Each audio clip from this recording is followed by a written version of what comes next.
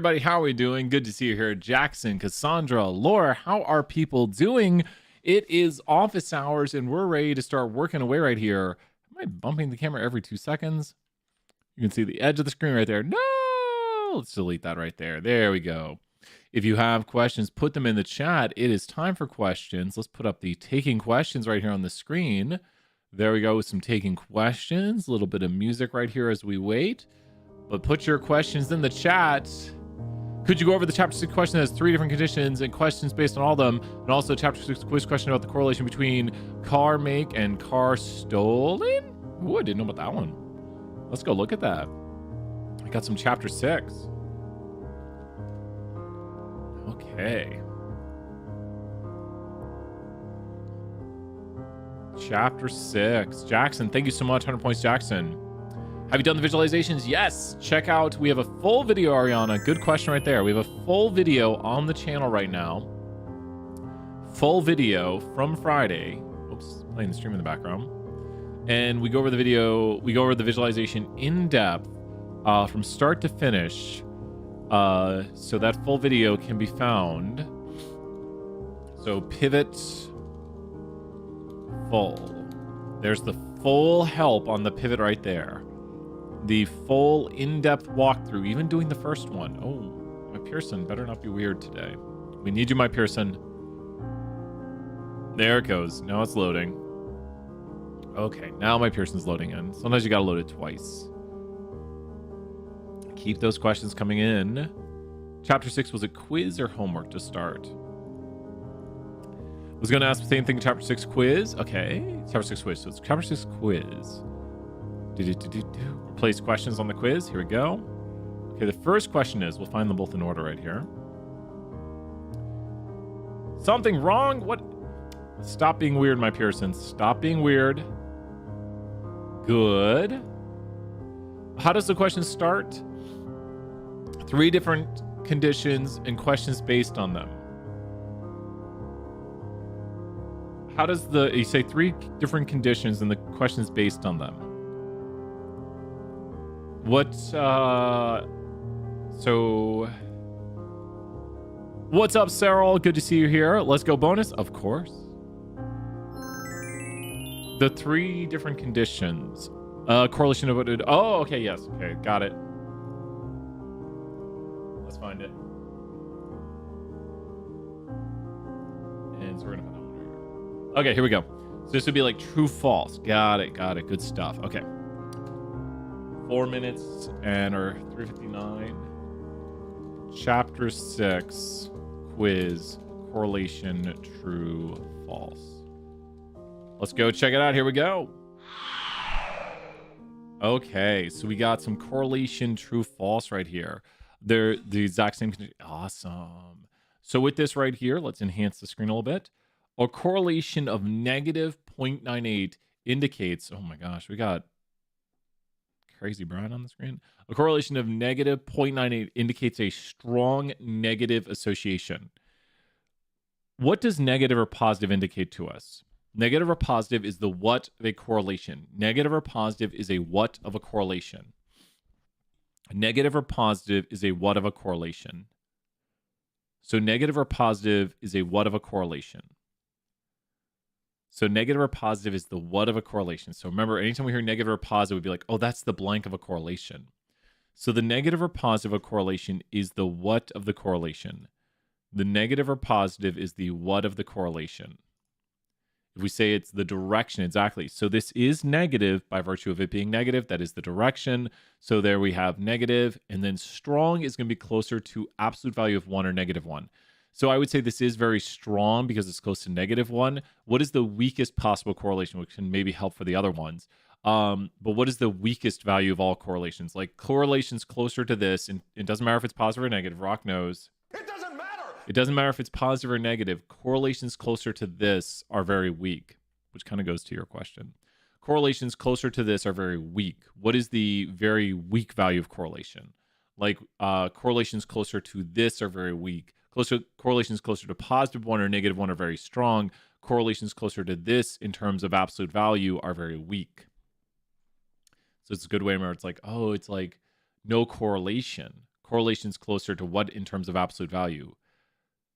So when we have a correlation that's very close to what? Or closer to this? Correlation is closer to what? What value? To be able to say. This one is going to be very true because this one is closer to -1. Correlations that are very weak are going to be closer to 0. 0 is a very weak correlation. So look at yours, see what it follows. Multiplying every value by 2 will double the correlation. Now, here's the easiest way to think about this. The easiest way to think about this is if height and weight have a correlation of 1. Or if height and weight have a correlation, they wouldn't have a correlation of 1. Let's say the correlation, let's pretend this is true for a moment. Let's say height and weight have a correlation of 0.60. So here's height, here's weight. If I multiply this by 2, what would the correlation be now? Like, let's say this is theoretically correct. If this is correct, what would be the new correlation by multiplying everything by 2? Like, it's saying multiplying the correlation by 2, or multiplying the values by 2. Like, if you multiply everyone's height and weight by 2s, then what would happen to the correlation? They're saying theoretically it might double the correlation. So if you think about that, what would be the new correlation right here, if that is theoretically true? If this was theoretically true and height and weight of a correlation of 0.6, so a moderately strong positive correlation because it's a little bit higher than 0.5, so moderate's about 0.5, what would be the new correlation right here? Who knows? We'll take a moment to pause right here. Who knows if it's theoretically true, which it's not, what would be the new correlation? If this was theoretically true, the new correlation by multiplying everything by 2 would be what? If it's theoretically true. So it says multiplying every value by 2 would double the correlation. If this was theoretically true, what would be the new correlation? If it's like, oh, that's true, then the new correlation would be what? So we need to multiply 0.6 by 2. So it says multiplying everyone's height and everyone's weight by 2 should double the correlation. And the new correlation, if this was true, would be what? Jackson, great job. 100 points, Jackson, right there. Great work. Now, Jackson, what do you notice about this, which automatically tells you, nah, not going to work right there? Because what do you know about correlation that just says, nah, not going to work? So what do you notice about this right here? Well, it can't quadruple it either. That's ridiculous. Correlation is contained within -1. It can't be greater than 1. Exactly, Jackson, 100 points. Keep it up. Can't be greater than 1, so that's just impossible right there. So in truth, it does not change the value of correlation. Correlation is based on z-scores. Correlation is unitless. Correlation is about how the variation in y explains the variation in x to a certain extent, and it's unitless. There is no units to correlation. Correlation would not change. The units of correlation are the same as the units of y. A, B, C, or D. I've already said the answer to this. Did you hear the answer to it, Jackson? A, B, C, or D. I mentioned it a moment ago because it's like z-scores. Correlation is like z-scores. So which one of these sounds accurate to you right here? A, B, C, or D? Because correlation is like z-scores. So just like z-scores, which one is the answer? So the units of correlation are the same as units of y. Correlation is like z-scores. So what would apply right here? Correlation is what then? I used a certain word to describe it, saying it doesn't have this. So correlation is this, which means it just doesn't have those. Which of these looks like the right answer? I'll take a moment right here, see. Which of these should be the right answer? Correlation, it doesn't have these. It's just how does one variable, like the variation is explained by another. It's a measurement of like shared variation between the two variables, or covariance if you really want to get into some stats stuff. So the answer is going to be correlation is unitless. Now it doesn't say unitless, but that's the way I describe it. It means it does not have units. There are no units to correlation. There are no units to z-scores. Z-scores are just a standardized metric of how much something is above or below its mean in terms of standard deviations. Correlation is a measure of shared variation between variables. And so we should be able to check our answers. Got 100%. Yes! I'm also afraid I'm going to click a wrong answer, but you never know here. Let's go back to the main screen. Let's do this. Okay, one question down. We only have one more question. So we need some more questions in the chat. So if you got more questions, let us know, because we only have one more question. Could you go over there's the 3 different things. Question 6 about the car make and car stolen. Okay, so car make and car stolen. There's another version of this question. Let's do the other version. So this is the other version. It looks like there's another version. So let me do version 2. Version 1. So I'm going to do the second version. They'll do the car make. Chapter 6 quiz. Correlation true false. Version 2. Let's do it here. Let's go. Okay. So here's the second version of the question. So little similarities between the first. Let's see if we get it right here. A correlation of 0.02 indicates a strong positive association. There is one true thing about this. A strong association are associations closer to -1 or 1. And what do I mean by that? Well, if you look at the degree of strength of associations, we would see the following. Here we go right here. Associations that are very strong negative look like this. Associations that are very strong positive look like this. Associations that are weak generally look like this, but you have to watch out because there are instances that people forget about. Things like this. Correlation only measures linear strength. So you would see right here a correlation of 0 for both of these graphics, where the correlation here is closer to +1, and the close correlation here is closer to -1. And if these have 0.98 and -0.98 respectively, then they would be of the same strength, but just of different directions. So this is negative, if you can't see it right there, negative 0.98, and it's going to be just different direction than the positive 0.98. Now this still has a correlation of 0, once again, because correlation only measures linear strength. So when you think about what is something that is strong, well, strong can't be close to 0, so this is wrong. This statement is false because a correlation of 0.02 indicates there may be no linear association. So that one makes it really clear. Measures the strength of direction of the correlation. No, correlation can measure linear strength. Correlation of 0.02 indicates that there may be no linear association between the two variables. That's what correlation measures. Really good answer right there. This one right here, standardizing the variable will make the correlation 0. I need to bring up the notes for this because correlation, we mentioned this in the other one. So correlation, let me go to chapter 6. Chapter 6.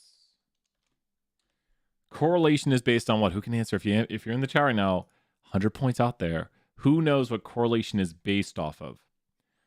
The equation for correlation, which you don't have to memorize, but you should know a conceptual thing or two about it. Correlation is based on what's?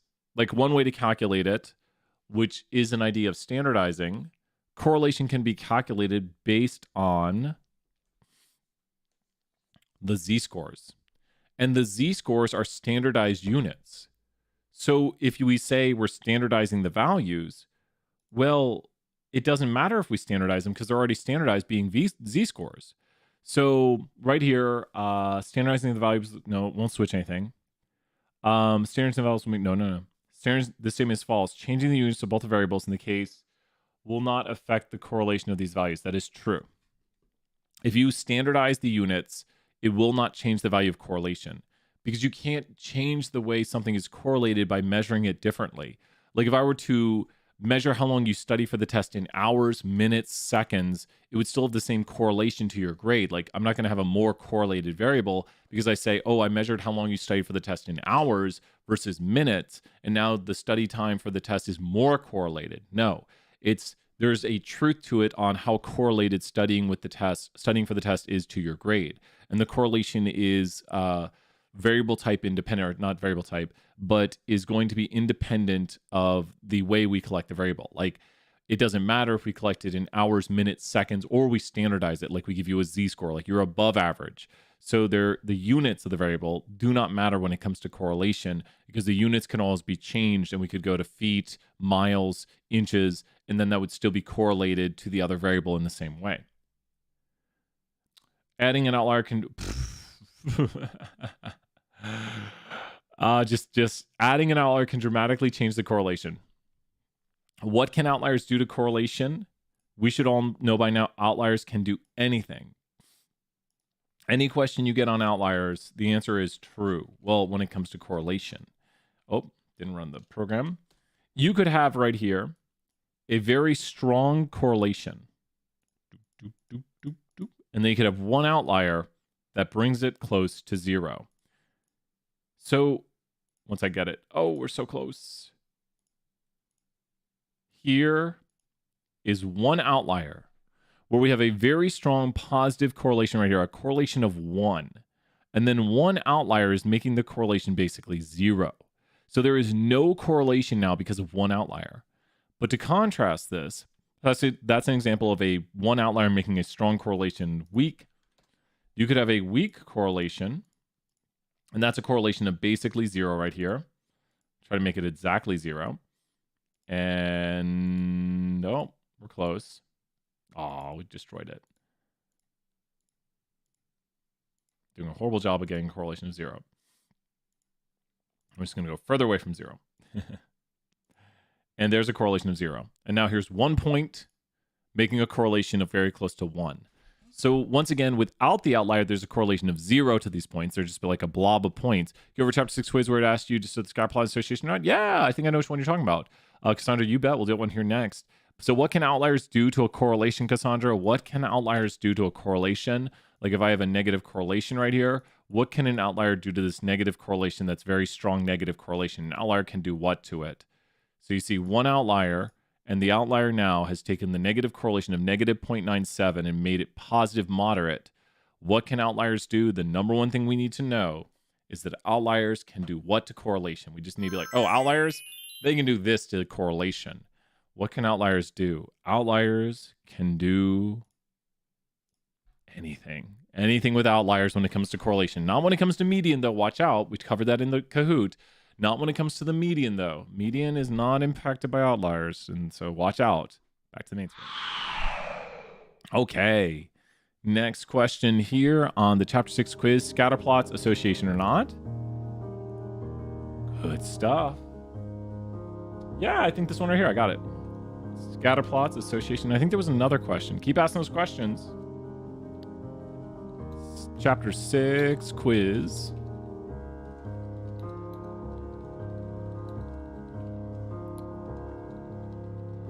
Okay, let's check it out. Chapter 6, associations on scatterplots. Okay. So the number one thing to do is to know what each one of these conditions means. Starts off easy and gets a little bit more difficult. So the first thing it asks is, do any of these show no association? What would no association look like? No association is going to look like a what? Who knows? If I were to draw a plot of no association over here, what does no association look like? So first off, know what no association looks like. It would not look like this. That is not no association. That's a parabolic association. Dots all over. Cassandra, good answer. Perfect answer right there. Dots all over the place. Just random dots, right? Absolute randomness. So let's draw one of those. Do any of my plots look like this right here? Do any of my plots look like dots all over the place? Can you go over? Yeah, this I don't. Yeah, Veronica, you bet. Do you want me to do like a? Do you want me to do an empirical rule question, Veronica, or do you want me to do a solve with the applet question, like an applet solve? I can come up with one of those, Veronica. Come up here in a moment.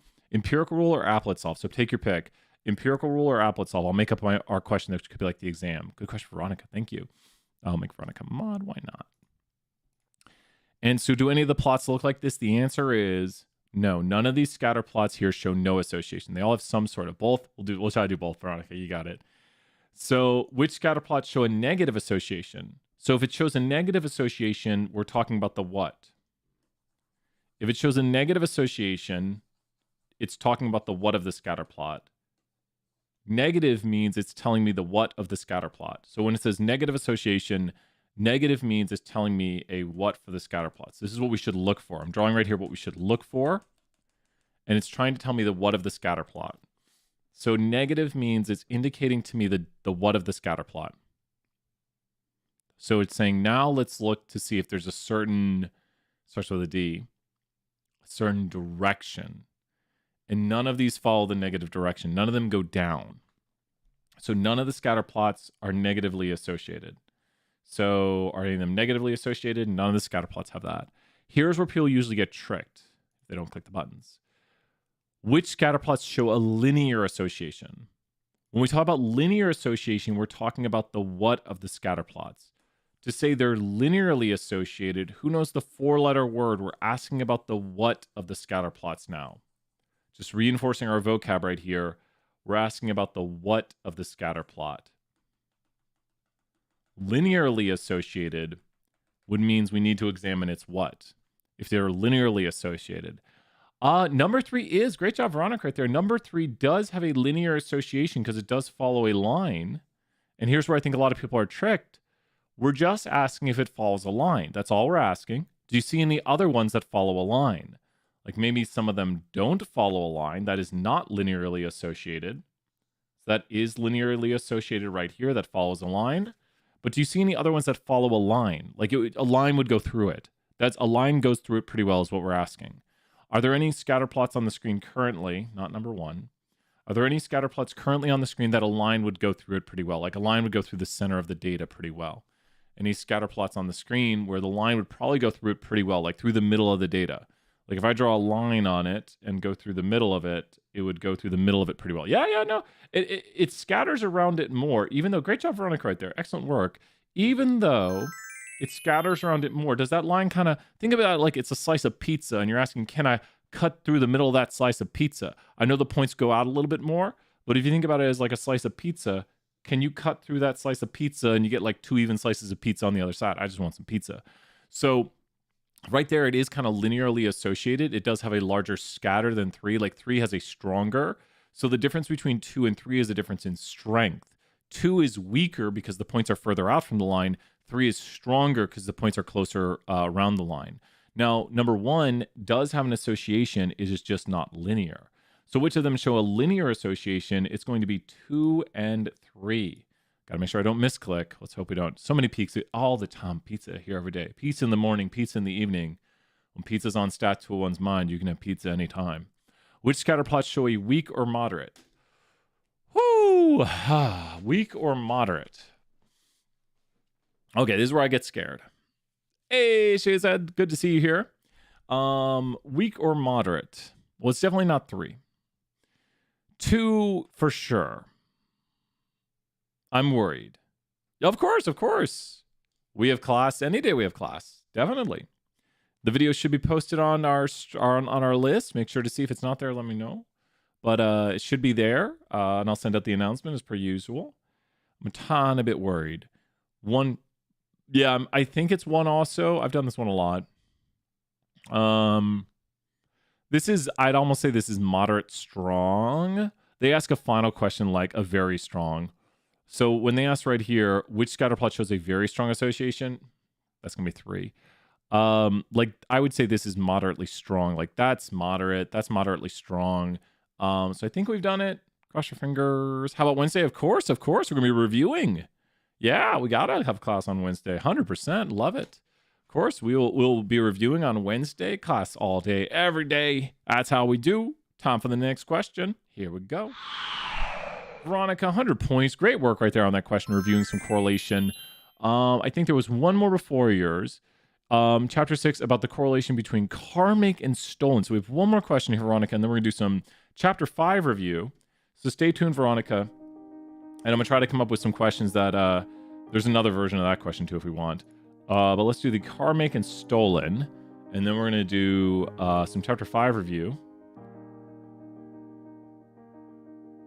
Yes, here we go. Oh, this is going to be super quick, so don't worry. We'll be doing it here in half a second here. This is the car make and stolen question, and you'll be shocked how quick this one is. You'll be like, wait, what? It's over. Chapter 6 quiz, car make and stolen. Let's go check it out. Here we go. Now, I mentioned this is a quick one because what is the very first condition for correlation? I wish I had some coffee. I have 1 sip left. What is the very first condition for correlation. The very first. There's 3 conditions for correlation. The 3 conditions, as we all like to say them, are QQ, straight enough, no outliers. So what's the first condition? It's asking about, is it reasonable to say there's a correlation between the type of car a person owns and the risk of it being stolen? So we have, what kind of car do you own, and was your car stolen? And the first condition of correlation is going to be very important right here to say, probably we shouldn't be, not probably, we just can't talk about 2 quantitative variables. Veronica, great job right there. QQ. So 2 quantitative variables. So we just can't do this. Jackson, great job right there. We just can't do this. So let's look at the answers that say no. Since the type of car a person owns is not quantitative, I think we've just done it. That's it. That's got it. It's not quantitative variables. It's just say it's not quantitative, which it does. No, since the type of car a person owns is not quantitative, but it's also that getting stolen is not quantitative. Both. What would we display this as? Who knows? If we're doing type of car and if it's stolen, how would that be displayed? Type of car and if it's stolen would be what displayed in a what. So the type of car you own and if it gets stolen would be displayed in a what. If people had their car stolen with this type of car, that would be displayed in a what. So think type of car is categorical, and if it's stolen is categorical. Like, what's the type of, yes, mosaic plot right there. Exactly. Mosaic plot, contingency table, 2 categorical variables. Yep, that's it. Because you have here that it's categorical like your type of car and categorical if it's stolen. So you're down here in this region that I cover up when I'm on the screen with the mosaic plot and contingency table. So that's exactly it right there. You would display that in a mosaic plot or a contingency table. A lot of times we show them side by side to show both things. And that's got it. Great work. Let's do some chapter 5. Here we go. Thank you so much. We're just doing some practice today. Oh, it was one of my favorite songs. I haven't listened to one forever. Hit it by accident. Hitting everything by accident today. All right, so we're going to do an empirical rule question to start, I think. So let's do an empirical rule solve. So chapter 5, test review. Empirical rule question. Empirical rule question. Cool. Give me a second. I have to write it.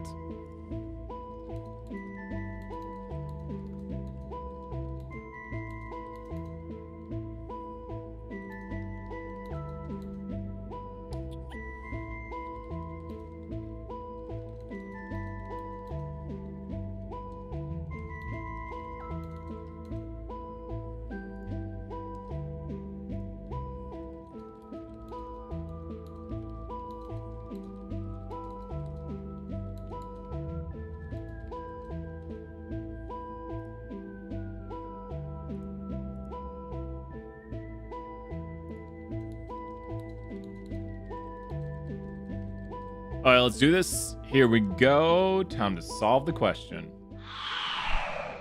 Okay, the number one thing you want to do right here is follow along and try solving this with me. So with this question, if you were to encounter something like this, what is your first step going to be? You see this on the test. What are you thinking you should do right now? What are you thinking you should do if you see this on the test? You see something like this on the test, what would you do? We need to make a toolbox or a step-by-step procedure that we see this and we're like, I should do this. And then it probably would say something like, it's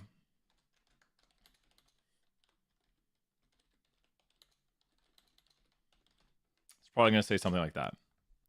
So what are you going to do? You see things like this, especially if you see that right there, I would immediately start doing something. My brain's like, I need to do this immediately. And I'll give you a hint because I'm going to start orienting my screen. But what are you going to do? I need you to be like, oh, I'm going to do this. Like I see this. Veronica right there, that's worth 100 points. I'm going to find that Z-score. And you know what? I'm going to find it pretty quickly by doing a drawing. So I like that. We'll find the Z-score. And watch this. Veronica, I bet you can find the Z-score by drawing it out. So when we draw it out right here, we draw our normal curve. And with the normal curve drawn on the screen, we write the information. It's normally distributed. It states it's normally distributed with a mean of 20. The first number is the center, and the second number is the standard deviation units. So it has a mean of 20. And so, Veronica, do you know the Z-score of this observation? So do you know the Z-score of that observation? What is the z-score of it. So the z-score of that observation would be what? What is the z-score of someone who runs a 16-minute race? What is the z-score of a 16-minute race? That person would be what? And then we can just explain what that means. Like, oh, wait, what does it mean to have that z-score? So the z-score of someone who runs a 16-minute race is the z-score of what? Which we can find this out mathematically also by taking observation minus mean over standard deviation, which is the z-score formula right there. That formula, again, is observation minus mean over standard deviation. Not quite 1. So remember, 16 minutes. So look at the graphic right here, and then also solve this formula right here to check. But the z-score of an individual, and then think about what it means. And then let's think about, let's interpret that. So you're close, Veronica. Good guesses right there. We're going to practice right here, and this is good practice. The z-score, just get, well, close. They're not 2. So you are right with 2. You're on the right track. So not 2, though, because z-scores have a very important quantity to them. So not quite 2, but what? So they have a z-score of what? So solve the formula up here. Double check. Observation minus mean over standard deviation is z-score. So they don't have a z-score of 2. They have a z-score of -2. Interpret just for a moment what this means about this individual. We are talking about this individual right here, and just talk to me about them. Their race time is what? So think about this. Just go in units of standard deviations. Their race time is what below the mean? And just think about what a z-score means. That person. Oh, yeah. So if it's negative, it's what? That means this individual right here is what? So this, just try to, like, they're below average. Like their race time is faster than the mean, right? They're below the mean, which is actually good for races. And we need to remember what faster means in a second right here. But this person's race time is 2 what? So try to finish the sentence. This individual's race time, which here's their race time, is compared to the mean what's? So the mean, I've colored this. Here's the mean. Here's the individual colored in blue right here. We're just highlighting so we can see which is what with the graphic and with the formulas. And then the standard deviation units are highlighted in this color. So even though there's a lot of 2s, they're 2. Great answer, Ron. That's exactly it. That's what the z-score means. They are 2 standard deviations below the mean. Here's the mean, and they are 2 standard deviations below the mean. And I say, oh, I beat you. I have a z-score of -3. So Veronica, what was my race time? Sorry, I'm being mean. So I say, oh, I beat you. I had a z-score of -3. So you would say my race time was what? Let me ask you a more difficult question here in a second. If I say, oh, I won. And so if I had a z-score of -3, what would be my race time? So if I had a z-score of -3, what would be my race time? So think about the way this looks, and we always like to draw it out so we can see what's going on. If I had a z-score of -3, what would be my race time? So z-scores are on the normal curve with a 0, 1 standard deviation. So I'm 3 standard deviations below the mean. Correct, Veronica. Great job right there. Now you ready? Here's a more difficult one. You ready? Turns out I was wrong. I actually have a z-score of 0.5, Veronica. So I want you to think about the z-score of 0.5, and that means somebody is a what standard deviation above the mean. If someone has a z-score right here of 0.5, that means they are like, what does that mean? And then what was their race time? I was lying. I didn't run it in 14 minutes. I'm sorry. I shouldn't lie about stuff. But I actually have a z-score of 0.5. So what does that mean that Brian has a z-score of 0.5? You beat me. So I have a z-score of 0.5. What does that mean? Veronica, 200 points, Veronica. That's exactly it. Great job. And that's what z-scores tell us, is how many standard deviations someone is above or below the mean. And then you can just add that to the mean. So having this conceptual understanding of what a z-score tells you is important, because you're just communicating how many standard deviations something is above or below the mean. So when you hear what a z-score is, you just have to say, well, what's the standard deviation? What's the mean? And then you can turn it back into the context. So what you did right there, the numbers are a little bit simpler, but you're reworking this formula right here, which is the observation minus the mean over the standard deviation equals the z-score. But just we want to conceptually understand these things, and then we can communicate these ideas. So the question asks the following, and just great work right there, Veronica. That's excellent understanding of the points we're trying to make right here. We want to know this, Veronica. We want to know this amount, I'm gonna have to remove, oh, we can throw another color on here, why not? We are asking for, I'm a bit stuck on finding the weakest correlation. Oh yeah, we'll check, we'll look at something like that. You bet. We'll do some correlation canvas content. You bet. So Veronica, if this is a slice of pizza, I was talking endlessly about pizza.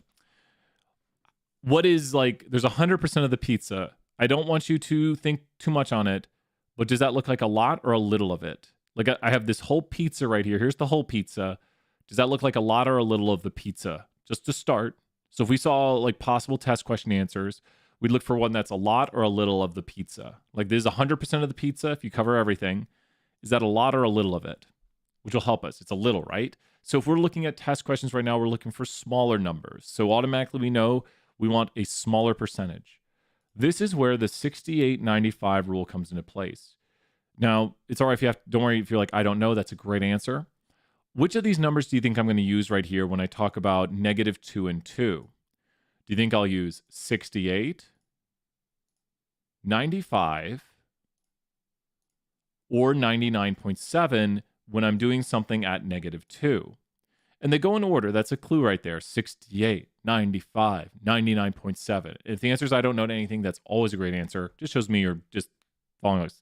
Oh, close. 68 is going to be 100 points right there. 68 is when you're at -1 and 1. 68 is for this. So we are going to use not 68, because 68 is between -1 and 1. So we're going to use right here, not 68, because we're at 2. We're going to use what? So it goes 68 at -1 and 1. And then the next one, we're going to use 95. What does 95 mean? I'll interpret this for you. Ready? 95% of people who ran the race had a time between 16 to 24 minutes. Does that make sense? 95% of the people who ran the race had a time between 16 to 24 minutes. That's the middle 95% of race times. 95, like everyone runs the race, 95% of people had a time between this and this. That's what that means conceptually. So what we want to find is we want to find that orange area. How much total are these orange, the total, both of these orange areas? Maybe I should do it as a different color. No, we'll do it as this. How much total? If 95 is on the inside, Veronica, how much would be on the outside right here? And then we'll do an empirical question too, but a little bit quicker, and then we'll do Cassandra's question. So how much total is on the outsides right now? How much total is on the outsides? If 95 is inside, how much total is remaining on the outside? Teresita sees the answer. Teresita, you got it. Good answer. So 95 is on the inside. Then 5% total on the outside. And then what has Teresita done to the 5%, which they're doing this visually right here? Because it is true that this is 5% total, but we don't want both. We just want what? Because this is symmetric right here. Yes, Veronica, great job. And Teresita, great job. That's the answer. So the answer to this question would be 2.5. Now, here's the thing. I can do a different version of this question. I'm going to do a harder version and see if you can get it. Okay, so we're going to do a harder version, and I want to see if you can get it. Can I go back in time here? Okay, so there's going to be a harder version of the question. See if you can get it. So now the answer is going to be 22 minutes. So what was our steps again, Veronica? Let's follow the steps. You ready? Here, I'm going to put a version 2 of this, and then we're going to do Cassandra's question. We'll do more chapter 5 after this. So we're going to do a version 2 right here. And let me take a timestamp right here. What should we be doing with this question right now, though? What should we be doing with this question? Who has ideas of like, we should do what right now? What should we be doing? Like, we got a new question right here. We need to like figure this out. You run the race in 22 minutes. What % of runners are faster than you? What should we do? What should we do to start? Veronica, exactly. Let's find the z-scores. Let's draw it out. You've done it perfectly. Great job, Veronica, right there. And so now let's go right here and let's draw it out. And we're going to put right here the center of the curve, which is 20, because we know it's normally distributed with a mean of 20 and a standard deviation of 2. That's just the notation for this. And then Veronica's already said right here, we're going to do a minimum drawing on this one. We're going to be like, okay, I'm going to go straight for that answer. So what number, Veronica, this time jumps into your mind right here? What number on percents on the empirical rule? Exactly, by one standard deviation. Great job, Veronica, with those answers. So what empirical rule number of 68, 95, 99.7 jumps into your mind with 68, 95, 99.7? What number jumps into your mind with the close, Veronica, close. I think you'll see the answer when we draw it. You're very close. You're very, very close. And the idea of faster is just the opposite way. You're very, very close. And so Veronica was correct going right here and saying 68% of people went and found these areas on the outside, which are the remaining 32%, because that's the remaining portion on the outside. But then we have to divide it by 2 to get 16%. What you can do right here is you can add these up and make sure that they add up to 100%, and you've done it properly if they add up to 100%. But Veronica, you were so close, and I'm throwing another 100 points. Just keep up these answers. You're practicing so well. Because what you found was not the people faster than the individual. You found the people slower. So Veronica, it's not 16%. You found the people slower than. It's not 16%, it's what percent? So it's not 16%, it's what percent? So you're super close. So you found that 16% would be slower than this individual. To find the amount faster than, what would you do? So 16% are slower than, but the percent faster than would be what? You're so close. Like, you're just like right there, because it's not 16%. The percent faster than would be what? Not 16%, but what? Right there. If you don't know, just say I don't know, but I think you can get it. You're like, if I tell you, you'll be like, oh, but I think you can see it. Here, I'll draw a hint. You're looking for, you got it. And you can also take, and that's a great way to solve it right there, you can also subtract from 100. So another solve would be 100 minus 16%, or you could just add up those. So there's another solve right there. You could subtract from 100 the 16%. Are these starting to make more sense here, Veronica? These are empirical rule solves. There's tons of ways to solve them, but the biggest thing is just to know one way to solve them. As long as you can, like, you want to draw your pictures, you want to find your z-scores, empirical rule solves will land on z-scores, because we don't do the between numbers. If we have you guesstimate differences, it would be based on empirical rule numbers. So know the empirical rule numbers. Yes. We'll come back here and we'll do an Applet question or two. But first, I think we're doing some chapter 6. You're welcome, Veronica. Thank you so much. Really great questions. I bet these are going to help people out. I'm trying to find the weakest correlation on Canvas content number 4. I think that's on a correlation matrix. So let's do some correlation matrix stuff. Okay. We're going to come back and do more empirical questions. Drawing it out helps so much. Teresita, 100 points for saying that right there. You couldn't be more right. That is drawing it out really helps you see it. And then you can like estimate just by looking at it, which can eliminate some answers. Like you might be like, well, I can't figure it out. I don't know the numbers. Well, if you draw it out, you can at least look at it and be like, that looks like a lot. So small numbers would be eliminated. So huge help to just draw it out right there. And you can see right there what you're looking for. Huge, huge help. We have a correlation matrix. Let's make some correlation matrix right here.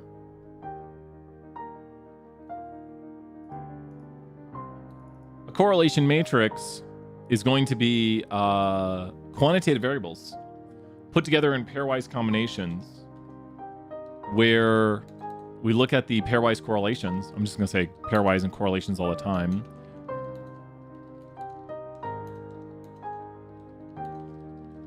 And let's look at the idea of weakest correlations and all that stuff. So here we go. Let's head over to jump.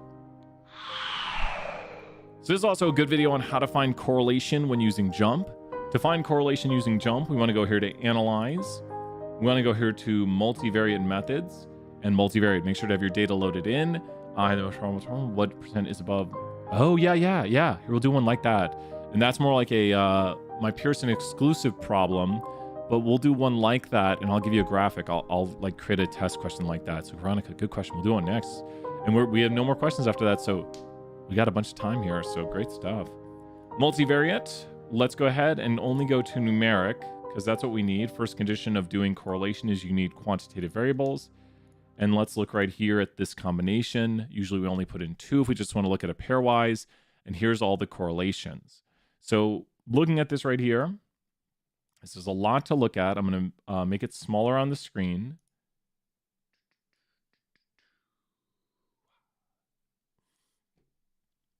And let's go over here. Okay. So when if I were to ask you for the weakest correlation, what is the number one thing you should look for? And I think I've found it, maybe. The number one thing you should look for when we say weakest correlation is what? So how would we find the weakest correlation? How would we find the weakest correlation? If I'm saying the weakest correlation, I'll zoom in and out again in a moment. How would we find, what do you think? If I'm looking for the weakest, I need to do what? How are we going to solve that? Weakest means the correlation needs to be this. Who knows the answer to that? So if I say, what is the weakest correlation? You're like, oh, I should find the one that is this. I should look through this correlation matrix. Ooh. There's some close calls in here. I think I have the answer. Like, I think I got it. There's a very close call between two of them. The weakest correlation would be the correlation closest to this. So I think we have a graphic from earlier. The strength of a correlation is how close it is to -1 or 1. The sign of the correlation only indicates to you the direction. So when you see a correlation like -0.98, that is just as strong as 0.98. The strength of a correlation is how close it is to -1 or 1. The direction is just the sign. So in terms of correlation, when we talk about strength, we are looking for the correlation closest to what? We are looking for the correlation closest to what? In terms of strength of correlation, we are looking for, if we're looking for weakest, we're looking for the correlation closest to 0. Now, that doesn't mean there's no relationship. It means there's no linear association. So correlation close to 0 means no linear association. So if we were to look at this, and there was a really close call on this, so correlation closest to 0, sign does not matter. The sign of the correlation is only the direction. That does not indicate strength of correlation or linear strength, because that's what correlation measures. So when we look at the sign of, or when we look at the correlations here, I believe the answer is, it's very close. Someone please say I'm wrong if I'm wrong. I believe this is the weakest correlation. Now, the strongest correlation would be, and we'll put the weakest right here. We'll highlight this in yellow. The strongest correlation is once again going to be the correlation that is closest to, so if we say strongest, closest to 1 or -1, sign does not matter. And so the strongest correlation, when we eliminate the kind of correlations that are just not meaningful, looks to be this one. I got to double check. We'll highlight it as the strongest. These are not meaningful because they're the same variable. It's like saying my weight is correlated with my weight. If you know my weight, then you know my weight. So correlation between the same variable is not really meaningful. So the way the correlation matrix works is it pairwise correlates all the variables. So you get that diagonal of like age correlated with age, which is not interesting. So we don't really care about age being correlated with age because it, of course, has a correlation of 1 because it's the same variable. So that's not meaningful to us right there. So with this, that is what we have. And so let's check it out. Next question right here. So with the next question, let's take a look. I had the most problems with the ones like, what is the percent is between 100 through 130? Okay, with the cholesterol, right? Okay, so we're going to come up with our own version of an empirical question. And so let's go to this. I got the David M. Lane open. Now, this is the way it would be presented to you on a test. And so let me think about it real quick. Okay. I'm going to mimic the test question right here. And so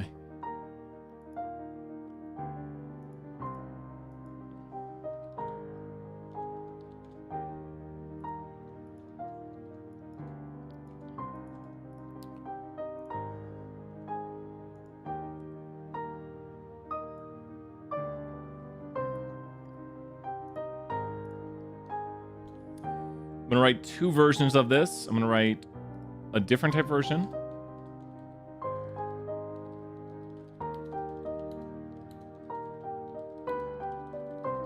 And I'll write another one.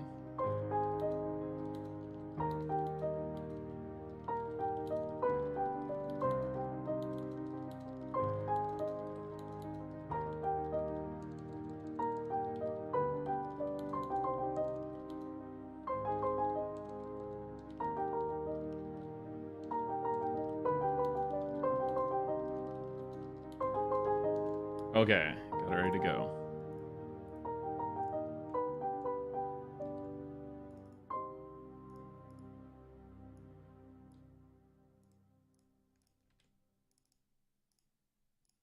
Okay. Let's take a look. Here we go, Veronica. Let me put the timestamp on here.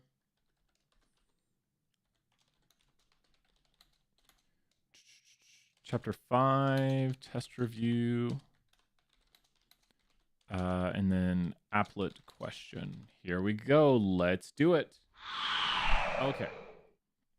So these questions sometimes can be considered very difficult because we have to first know what we are seeing. Cholesterol levels are normally distributed with a mean of 110 and a standard deviation of 20. What percent of people are expected to have cholesterol levels between 100 and 130?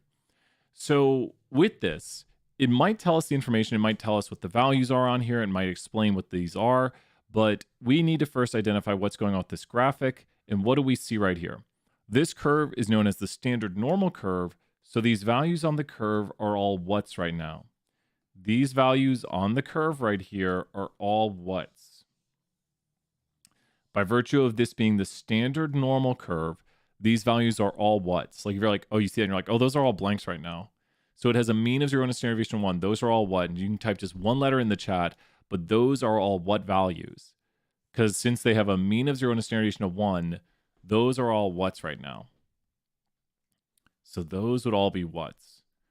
And when we see a question like this, we want to put below it what I call the context of it. So it's all about practicing solving these and having a good method to solve it. What are those values right there? There's z-scores. Veronica, thank you for the I'm not sure. That's a great way to answer. If you're not sure, just say it at any time. I'm not sure. Thank you so much. Those are z-scores. So the z-scores are the standard normal curve, which have a mean of 0 and a standard deviation of 1. So the mean is 0 for z-scores. Like that means something is 0 standard deviations above the mean, and the mean is the center value right here. So you'll notice right here, if I show you where this value is at, the z-score is at 0. And also, the cholesterol level of the mean is at a z-score of 0. The standard deviation represents the units we go up and down on the curve. And so, if it's a z-score, we go up by 1 standard deviation. If it's the units right here, we do this. And what you'll notice is, this point right here is right at 100. So, no, Veronica, don't worry, 100 points again. Once you're like, oh, I knew that. It's in my head. I have to refresh these things. I got to practice. So what do you notice right here? This is a z-score of negative 0.5, which means we're half a standard deviation below the mean, a standard deviation being 20. So half a standard deviation is how many units? What is half a standard deviation? Like if one standard deviation is 20, what is half a standard deviation? So this says we are half a standard deviation below the mean. So how much is half a standard deviation? And then that's how much we're below the mean. So the question is, how much is half a standard deviation? Remember, a standard deviation is 20. So what's half a standard deviation? And then we're that much below the mean. What was the question? So we're trying to, and I'll go up here, Kush, good question. I'll show you the KP, right? I'll show you the rest of it. So, and then we'll go back and look at the original one. So how much is half a standard deviation? Half a standard deviation is 10, right? And so the reason I know that this is 100 is because this value right here is half a standard deviation below the mean. That's what the z-score of negative 0.5 means, is this is half a standard deviation below the mean. And the question we're trying to answer is, what percentage of people are expected to have cholesterol levels between this? So we don't see the amount between this right now. We can kind of make this easier to see if we eliminate some of the information on the graphic. We see not the amount between this, we see the amount what to these values. Currently, we don't see the area between it. We see the area what to it. We don't see the area between it. We see the area what to it. We don't see the area between it. It's not telling us the area between it on this value down here. That's not what we have. This value right here is the area what to it. It's not the area between it. Yeah, you bet, Alonzo. We'll do the match one next. You got it. We don't see the area between it. Of course. So we could on the applet, you're right, but we don't have access to that on the test. We could KP. We could, and you want me to call you KP, right? I'm just double checking because I think you are KP who says call me KP. Just want to make sure. And we could if we have the applet, but on the test we might not. So we don't see the area between it right now. We see the area what to it. We don't see the area between it. We see the area what to it because we don't have the between area, which would be great if we did. We don't have the between area. We have the area what to it right now. And then how could we get that area? So we're so close. We can use this to get the right answer. Who knows how to get the answer right here? How would we get we have the answer outside, right?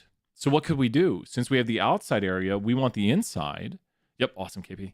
And so we have the outside area. How could we get the inside? How could we get the inside area? If we have the outside area right here, so we know, if I could type, we have the, yep, and then subtract the whole, which is 1, from the outside, and there's the correct area. So that was 1 minus it, because it's basically like, let's subtract out of the total. Kind of, does that make sense, Teresita, right there? What if you have both these numbers right here, they should add up to 1. So this is the inside area is this, and that's the outside area. So you can confirm your answer right here by double checking and make sure they add up to 1. Or if you're multiplying by 100%, like if you think of that as 46%, then it has to be like 54%, or if you think of that as 47%, rounded up, make sure to carry decimals, but then confirm your answers, either add to 1 or 100%, either which way you solve. But you want to double check your answer. This is now the area up here, but you'd want to make sure that both of these add up to 100%. If you say like, here's what's outside, let me do what's inside. But that's got it, and I think we're going to do some matching picture stuff right here. Let's go back to the main screen.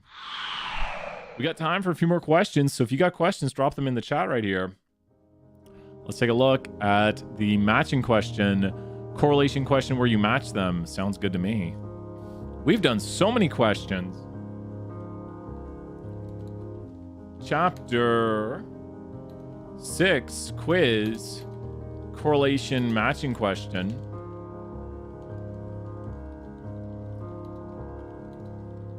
Okay.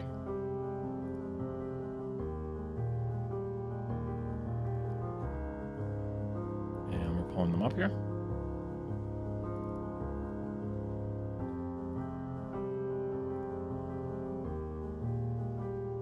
Okay, I think I found it. There might be another version of this. Here, we'll do a few. Here we go. Correlation matching.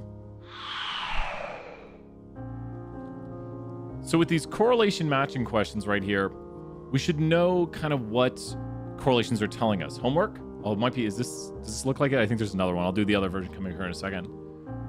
Let me ask you this. A, B, C, or D, which of these shows like no correlation or a weak correlation? So which of these shows like the weakest correlation? This works cool. Which of these shows the weakest correlation right here? A, B, C, or D? So does A, B, C, or D show the weakest? B, great job there, Lee. So what do we mean by weakest? We mean the one closest to 0. Don't worry about the sign. Don't worry about the sign. Great job right there, Alonzo. That's the weakest, right? So the weakest is the one closest to 0. Now, what do you know for certain about A, which just jumps out about A? A is very what? And we're just rock starring right here. What do you know for certain about A? A is definitely this. Like, we need to look for something that's very this for A. It's tightly clustered. That means it's pretty strong. Tightly clustered means strong. And it's very what? So it's a very strong, correlated, very strong what? Very strong what? Linear. Tell me about the direction. It's going to be a huge clue. Very negative. So it goes down and it's very strong. And that would be that one. What's the strongest positive? A, B, C, or D? What's the strongest positive? The strongest positive linear correlation is what? The strongest positive linear correlation, which by virtue of numbers, is this. And that would be which one? C. Yep. And that's the strongest positive. And then by virtue of elimination, this one, due to its non-linearity, doesn't come back as strong. So it's pretty strong, but it has a non-linear form, but it still has some sort of positive linear form. That's got it. There's other versions of this. Let's do another type version. This is a good one right here. What is the weakest correlation? A, B, C, or D? Weakest correlation right here, A, B, C, or D. And weakest is going to be closest to 0. I think it's literally the same question, maybe. Weakest is going to be closest to 0. So A is the weakest. We'll put on another chill song right here. Weakest. Is it? And then which of these is most negative? Which of these is most negative, A, B, C, or D? So the most negative would be the one that has the strongest negative correlation. Would that be A, B, C, or D? The strongest negative correlation would be what? We got to keep throwing out those points. Thank you for everyone answering all the questions. It's going to be D. Great job, KP, right there. And that is the most negative. And then the strongest, most positive is C. And then B still has some sort of linearity to it. It's not, you will get correlation, just to show you. If you're wondering, wait a minute, why does that still come back? You can get correlation that is very strong for things that have some non-linearity to them. So this has a non-linear form to it. Notice how it's not really well described by a line, and yet the correlation is 0.87. There is some linearity to it, notice by this, but you would say that this is non-linear, even though the correlation is 0.87. I could probably even show this. Like, I'm just trying to think how quickly I can do this example. And fit like a parabolic curve to it. But there's better forms for this. There's the exponential form. I wonder if... So that's a parabola, right? So, a squared... What is it? We need a squared term in here. Let's do this. Let's go x is the vector 1 through 50. And y is equal to x plus... or x squared plus 5x plus 20. Unexpected symbol. There we go. And so let's plot y comma x. That's not the right one. Do x comma y. There we go. That's what I want. And then we need to do the following, though. Plus random normal 1. Will that work it? Okay, good. And so now let me look at it. That's not enough. With a mean of 0 and a standard deviation of 5. That's not enough. Not enough. Am I plotting it? Random normal. Mean 0 standard deviation. Really? No, wait. Oh, it's because of that. What?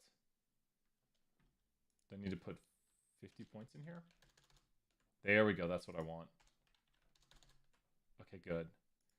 Okay, so I'm adding on some randomness, so that way the points aren't perfectly aligning on it. So we have here the relationship by which I was drawing a moment ago. So I'm just doing a quick example right here to show that if I do the linear form to this, and I'll show you. So let me make a model that's a linear form, y tilde x, and visualize it. The linear model does not well describe it. I know you think maybe it does, but the linear model actually...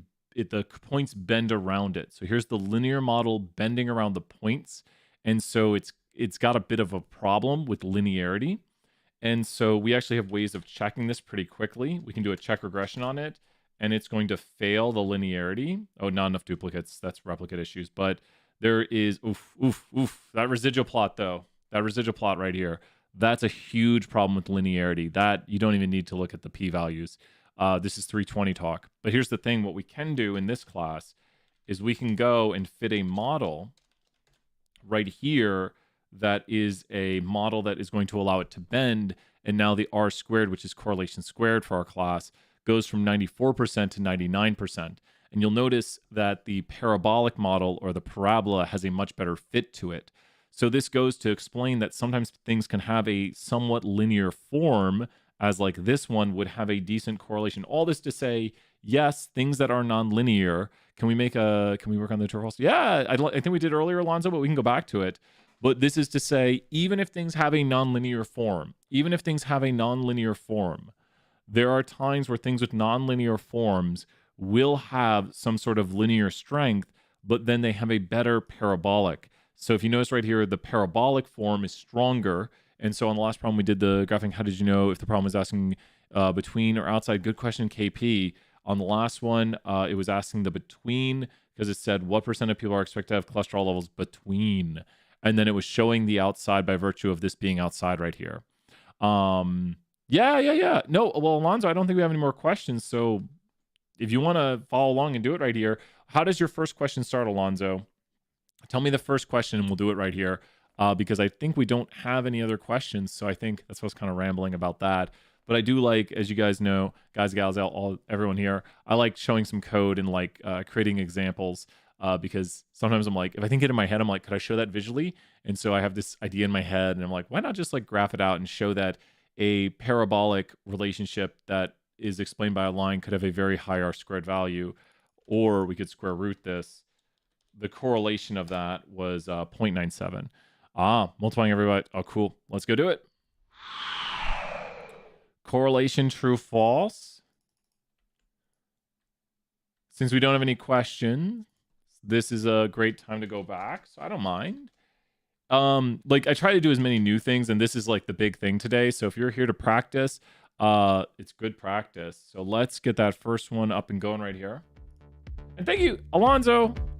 500 points for asking, hey, Brian, if you just give me that timestamp, I'll go back and watch it. I appreciate that. Like, sometimes I feel bad saying, let's use, here's the timestamp.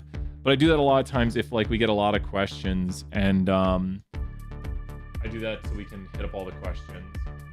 But here, I'll explain all these. Yeah, it's only when I have a bunch of questions. But we don't have any questions right now, so let's go do this. Here we go. Okay. So we got here the correlation true, false. Let's take a look at it. So with the first question right here, which you said you understand, the timestamps are great.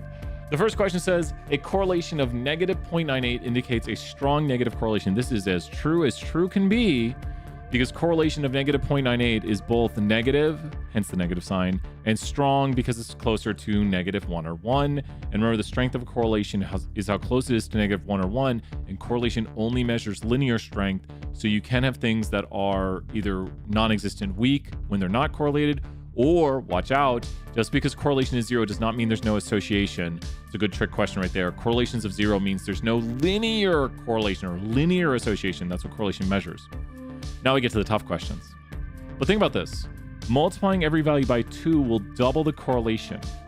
So let me ask you this. If height and weight, don't look at the answer. If height and weight have a correlation of 0.6, then doubling the correlation, if this is theoretically correct, doubling the correlation would do what to correlation? If like it's saying, close, there's no cut. Good question, Alonzo. It's kind of like 1 and negative 1 are the strongest possible. I'd say around 0.7 in absolute value, but there's like, this is moderate strong maybe. But someone might say, oh, that's pretty strong. Another person might say, oh, that's kind of moderate. Another person might say moderate strong. But everyone pretty much agrees if it's 1 or negative 1, that's the strongest possible. And everyone agrees 0 is the weakest because those are like the absolute diametric poles of it all. But when is it strong is just subjective by how we use words.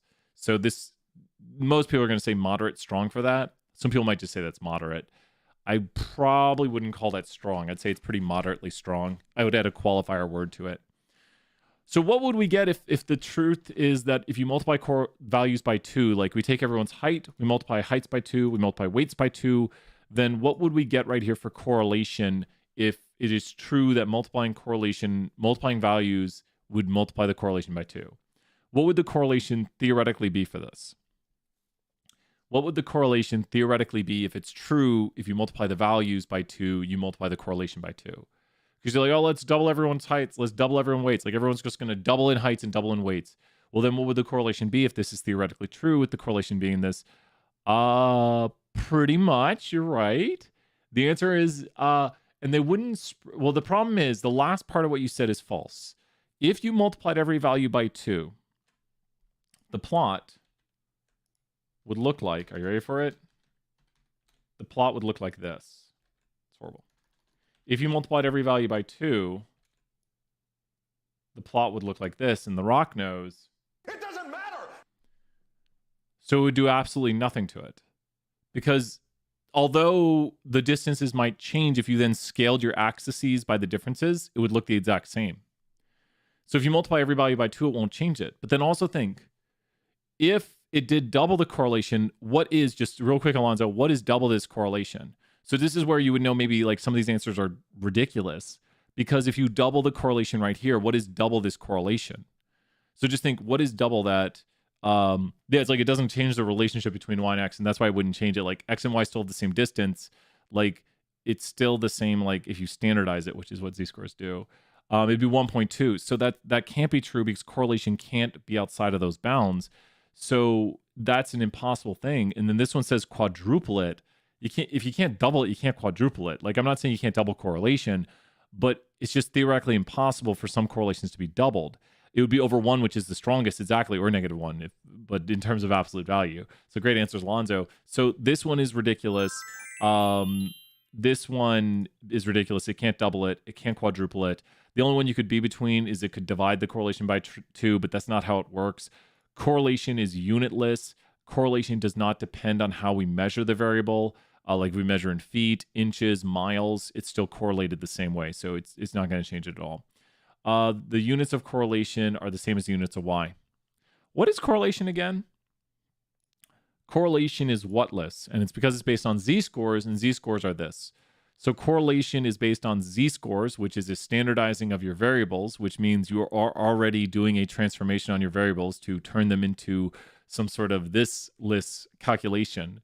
What are z-scores? They do not have these. We call them whats, which correlation is based on z-scores. You can do the calculations based on them because you basically turn it into z-scores right here to do the distances things are away from the mean. You're doing z-score stuff. So correlations don't have these. So what do you think right here, Alonzo, for this? They don't have units. They're unitless. So correlation has no units. The units of correlation are the same. That is false. Correlation has no units. It's not like it's, yeah, z-scores are unit. Great answers, Alonzo. Z-scores are unitless. Correlation is based on z-scores, and thus it's unitless, and that's got it. And we can do the other true false right here. We'll just have fun right here. We'll do the next one. I'm gonna take another timestamp version 2, but because we have no questions. But Alonzo, drop another question if you have it. If you're working on another question, Alonzo, we can just jump to that. But I'm gonna drop the other version right here.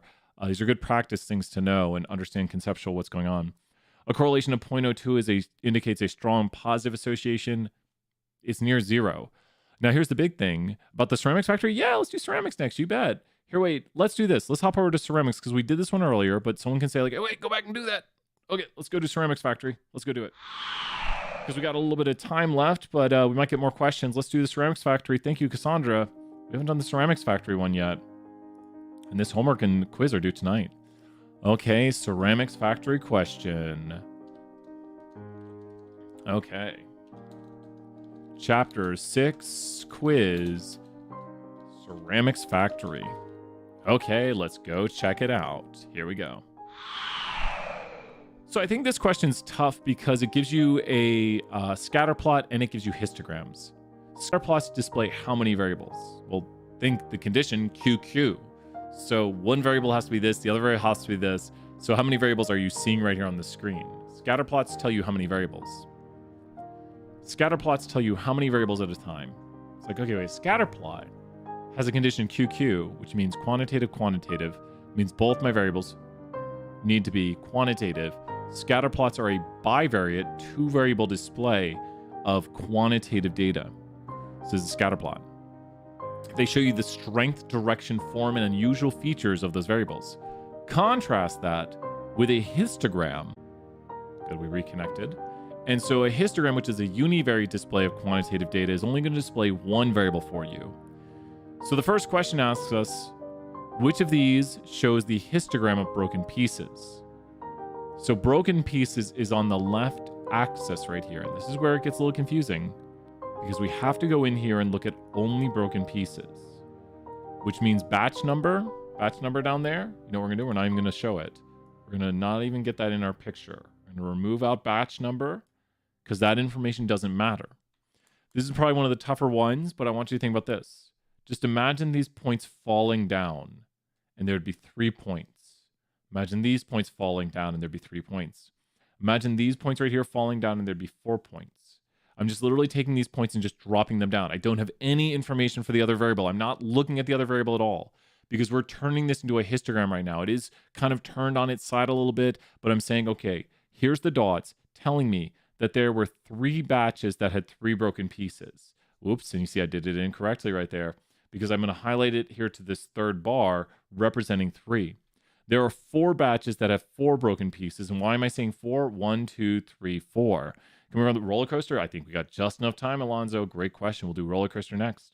How many batches had 5 broken pieces? How many batches have 5 broken pieces? So how many batches have 5 broken pieces? How many batches have 5 broken pieces? Here's the 5. Here's the 3. Here's the 2. How many batches have 5 broken pieces? So how many of the batches have 5 broken pieces? So use the dots and drop them down to tell you how many of the batches have 5 broken pieces. How many of the batches have 5 broken pieces? How many dots would fall down right there and collect and be like, oh, there's this many that have 5 broken pieces. Remember this whole thing right here doesn't matter. You're just looking at how many batches have 5 broken pieces. You're looking at this right here. Just imagine those dots falling down. How many batches have 5 broken pieces? How many batches? Who knows in the chat? Ooh, who knows? Who knows in the chat? How many batches have 5 broken pieces? Not 21. I'm glad I asked. Not 21. The amount of batches with 5 broken pieces are how many? So we're just imagining those falling down. These are going to fall down into here, right here. How many batches have 5 broken pieces? They're just going to fall down into that. How many batches have 5 broken pieces? How many batches do you see with 5 broken pieces? See if anyone. Good answers, Alonzo. How many are there? Give them a little more and see if you'll see it. So think about this information right here, just falling down to here, and how many would stack up? How many would stack up? And there would be 1, 2, 3, 4. And then right here we have 1. Great job, Alonzo. Another 100 points. And then we'd have 3. Here's what our histogram should look like.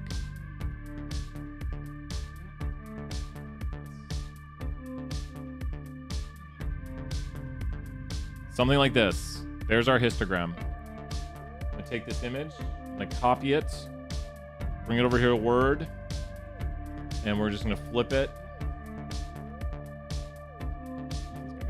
Flipped around. It's reversed image now. So here's our image. It goes 3, 3, 3, 3, 4, 4, or 3, 3, 4, 3. It goes up and down like that. It's a little two-peak mountain right there. So let's go find that in the image search. And we're looking for that peak thing. So there it is, 3, 3, 4, 3, 4, 4. Don't check. 3, 3, 4, 3 up. It's this. No, it goes 3, 3, 4, 3, 4, 4. 3, 3, 4, 3, 4, 4. There it is. 3, 3, 4, 3, 4, 4. It's this one. That one is 2. Yeah, it's pretty. And so this one has 2, 3, 2, 3, 2, 2, 2, 2. That's not, it's 3, 3. If you can see the dots right there, it's 3, 3, 4, 3, 4, 3. That's a 4. But this one is it right here. A little tricky. Describe the distribution of the histogram. The distribution of the histogram is mostly uniform. Uniform means flat. So yours might be different, but mine is mostly flat. It's not perfectly flat, but mostly uniform. So I would say that is mostly uniform. It's mostly flat right there. What feature of the problem is more apparent in the histogram than the scatter plot? Histograms show you the shape. Shape, center, spread are shown in the histogram. So in the histogram, the uniformity is apparent to us. So we can see the shape of the broken pieces distribution right there. Next, we have what aspect of the scatter plot is telling us, well, as batch number increases, and this is the strength, direction, form, unusual features in scatter plot, there's a positive, somewhat linear relationship, and that's what the scatter plot's going to tell us. the direction being positive, the form being linear, and somewhat strong being the strength of the relationship. And that should do it. There we go. It is time for the roller coaster problem. Let's head over. Good stuff. The hardest part of that's probably figuring out which graphic to use. And so we already listened to that one. Here, I'll go over here. And I'm just so indecisive today. Chapter 6. We've done so much quiz. Roller coaster problem. Let's go check out that roller coaster problem. Can I find it quick? Here we go. Roller coaster problem. Did a lot of scatterplot questions. Hurricane problem. That's a tricky one. Brain sizes. Roller coasters. Here we go on the roller coaster problem. Let's do it. Okay. So with the roller coaster problem, first thing we want to look at right here, it's mostly linear. The conditions are QQ straight enough, no outliers, plot. Don't worry about that last one. It's not correlation. So is it straight enough? Yeah, that's straight enough. Are there no outliers? I don't know. It's hard to say. This is not the worst. I've seen worse, but little bit of outliers, moderate, minor issues, minor linearity. I wish I could just download this data and run the test myself. Mostly linear, small, moderate outliers. I don't see anything major. Okay, so I don't see anything major on this. Does the scatterplot indicate it's appropriate? Oh my gosh. Yeah, I'd say, okay, I'm going to say yes. I'm a little bit worried. I'm a little bit scared, everyone. A little bit scared. We don't want to miss a question here at the very end, but you never know. It shows a linear... I don't think... Usually we try to put bigger outliers. That's mean if they call those too big of outliers. That looks fine to me. In fact, the correlation of speed and drop is 0.90. Describe the association. Choose the correct answer. I'm pretty sure they're not going to go for a... We want something that's linear form, and we want something with no outliers, as in QQ, straight enough, no outliers. It's QQ because it's two quantitative variables. Straight enough is the other condition. Does the line well go through it? No outliers is the final condition, and there. We got it. And so weak is not correct, and positive just by strong and positive, which it seems like they're going with this, because then they're like, well, in fact... The correlation is this, which indicates a strong positive, and then they literally say linear. So they are saying linear, and the outliers would not have that great of impact. So I feel more confident in the answer right here, especially after reading this. They're not going to play a game with that. Surely not. They did not. So when we do outliers on the test, we're usually going to go for something that's more extreme. So don't try to overanalyze stuff. If you look at things too long, you'll see an outlier where things don't exist. Like the clear problem with this plot is what? So Alonzo, what is the clear problem with this? Like without even looking at the answers right here, what is the clear problem with this plot? So when you look at that plot right there, you'd be like, QQ straight enough, no outliers. And you'd be like, that one's got this problem. So this is kind of a bonus right here on the Adirondacks Mountain question. So like, you look at this, you're like, QQ straight enough, no outliers. What's going to be the problem for this plot? You're like, this looks to be a what problem here? QQ straight enough, no outliers. It's not linear, exactly. So the scatterplot is not linear, correlation is not appropriate. Boom. That's what we go for more often when we do ideas of correlation. Is correlation appropriate? We're going to more often do, and this one's a good tricky one right here. This one right here, that's going to be the weakest because it doesn't have any sort of linear correlation. That's the most negative on D. And then C is the most positive. And then B is moderate negative. There we go. And we did that one. We did that one. How many can we do all? The sign of the correlation would not change because the magnitude correlation would not change because the z-scores, which is based on, would not change. Z-scores don't change. Z-scores don't change. We did the car one. This one's caught me before. This one's caught me. Ooh, should we end with me getting one wrong? Oof. I hate this one. This is the one that's caught me before. I know it's caught me. I remember the questions I get wrong because maybe they're a little tricky in the wording, but this one's caught me before. Okay. I just would prefer to run the correlation and look at it. It doesn't, it looks pretty weak. Okay, so let's look at this. Describe the association. Okay. Well, it's positive. So this is ruled out. It's not negative.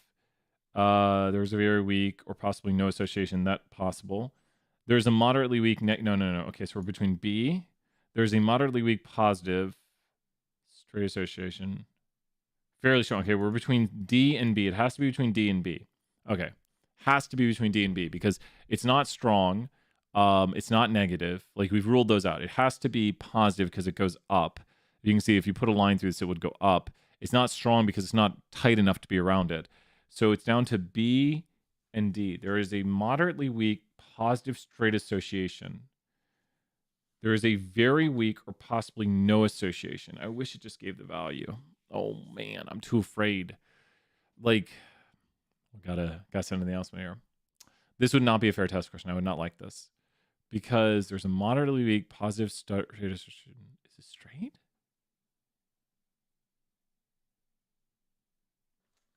There's a very weak or possibly no association.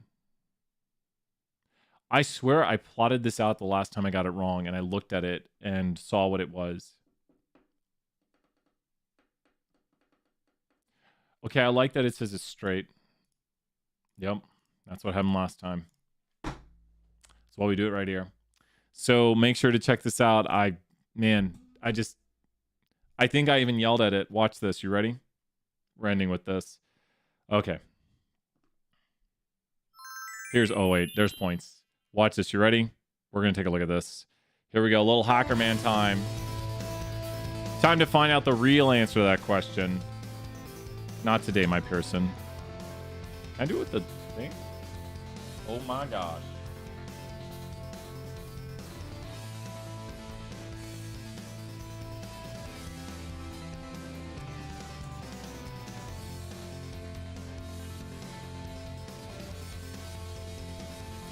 So take a look right here at this plot. If you notice this plot right here, I'd say that looks something like that plot over there. And this plot has a correlation of 0.52. I'd say it looks something like this plot.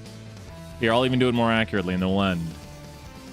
So we need to go down here. We need to go 1, 1, 2, 1, 1, 2, 3, 4, 5, 6, 2, 1, 2, 3, 4, 1, 2, 3, 4.